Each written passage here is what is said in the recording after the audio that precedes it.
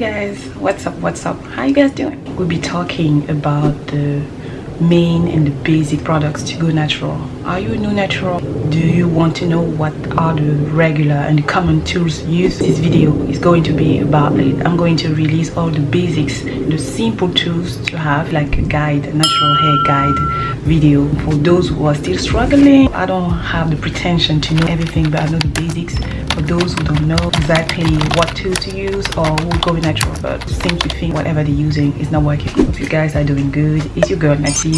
Welcome to my channel. The first thing you need when you go natural is detangle your hair. If you have kinky hair like me, it's important to know how to detangle your hair and what tool to use. Start with a wide tooth comb. These are the one I regularly use. I know there's a lot of ladies using tangle teasers, which I don't really recommend because you're just starting and it's going to be a whole process to know how to detangle your hair properly without causing any breakage. So start with a white tooth comb. This is like a must have in your collection. It can be any shape, it can be any form, as long as the tooth are white, you know, so that it can glide to your kinks. You need to have a peak. I don't have a peak. I use the rectangle comb. You need to forget about this. I use this only to part my hair. You need to be used to part your hair in sections. This is another trick. Part your hair in section and use a peak. So this is why I'm using this one. Another like must have in your collection is a spray bottle. I've got it on the garden section in my drugstore. You can get any, it doesn't matter, as long as you can spray. You use it to put your water in it. It can be warm water, it can be water mixed with a little bit of conditioner, it can be water mixed with a drop of essential oil, it can be water mixed with aloe vera juice, it can be anything, it can be cold water. But this, you need to have this in your collection. It doesn't matter what shape or what form. You also need oil. If you have kinky hair, type 4 hair, mostly 4C hair, you need oil. The basic ones can be olive oil, coconut oil, almond oil, sweet almond oil, Jamaican castor oil. Me, I have like plenty of them. You need to have oil bottle with a nasal like this, you know, applicator, so you can apply your oil in your pot. You know, you see right now I'm wearing protective style. I'm wearing like cornrows in the front and like single twist at the back with crochet braids extensions.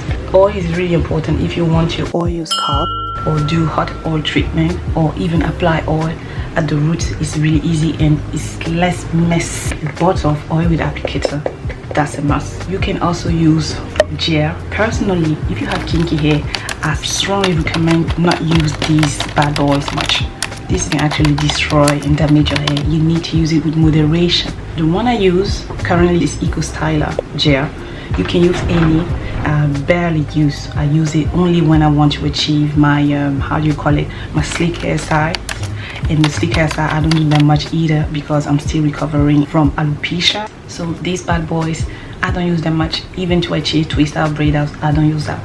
But it's always good to have it. You might need it, so get one jar of gel that can still be useful if you have kinky hair, of course. You need leave-in conditioner to leave your hair conditioned once you have washed it. One of my staple is the Curl Blueberry Bliss reparative leave-in conditioner. You can use any. The leave-in conditioner can be any form. It can be creamy, it can be liquidy like this one. I own this one too, Fuji treatment. I don't even know if you guys can see, my camera won't focus. It's keratin and gritty restructurizer. It's another great leave-in conditioner.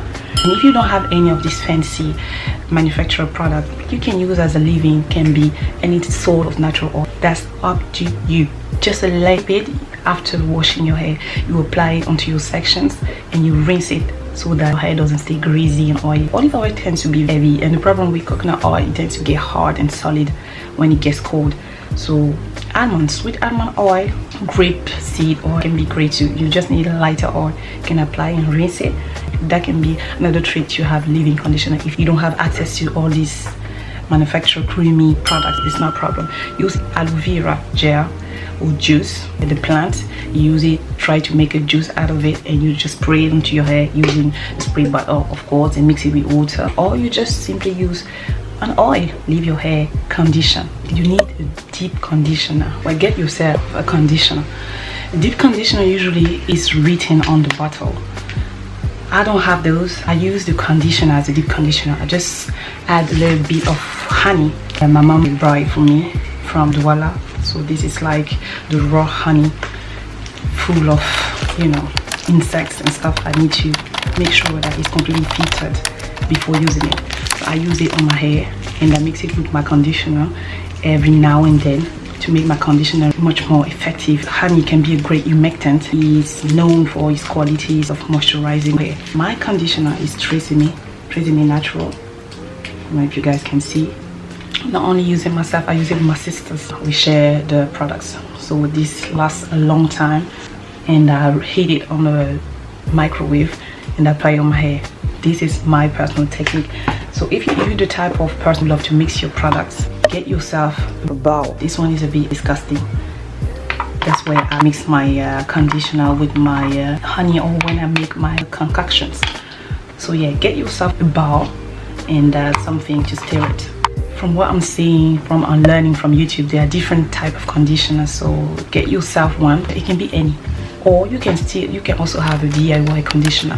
There are plenty of videos about how to make your own conditioner. I rather use the manufactured one, and I just make my own and personal customizing concoction to apply to my hair. Anyhow, you need to condition your hair. That's very important. You help first of all to manage and to keep your hair moisturized in a relatively long period of time. Very well moisturized hair leads to hair growth and helps you to combat dryness. Dryness leads to breakage, and you won't see your hair lengths. You need to condition your hair and keep your hair moisturized. For my beginner, if you have kinky hair, I strongly recommend shea butter.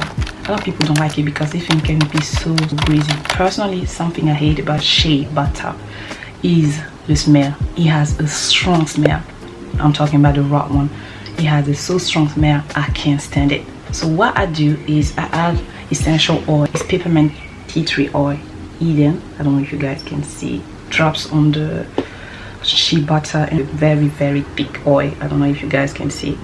It's very thick oil. So I add this one, and I just mix this to have like a whipped consistency. Shea butter, my hair loves it, and I think kinky hair loves oil. If you cannot put your hand on shea butter, because that can be headache to get, use grease.